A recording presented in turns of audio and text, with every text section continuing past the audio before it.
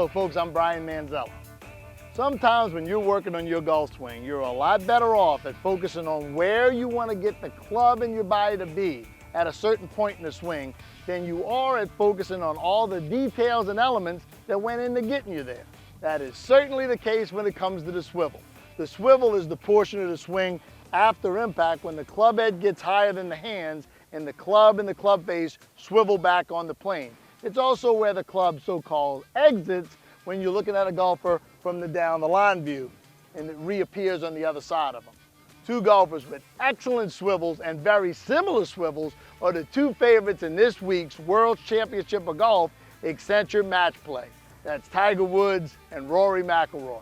I'm going to show you a little 6-step drill that can get you into that very location of those two great golfers so you can see what it looks like and remember what it feels like. And when you go out to practice or go out to play, try to pass through that location in the swing on the way to the finish. And if you do, you're going to be thrilled with the results. Here's your 6 steps to a perfect swivel. Take your normal setup position, your normal grip, and go ahead and stand straight up and hold the club parallel to the ground with the face straight up and down. Step number 2, take the little triangle of your left and right arms and move them as far to the left of your chest as you can without bending or chicken winging your left arm. I can get about 45 degrees out of my body.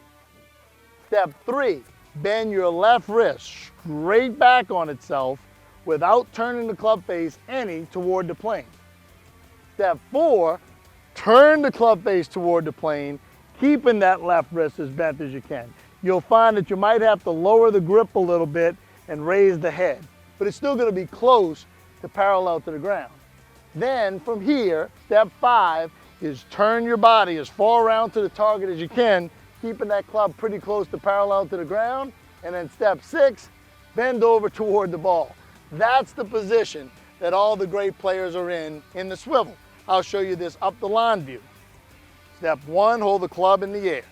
Step 2, get your arms as far left of you as you can, but keep your head and your chest forward and your arms as long as you can.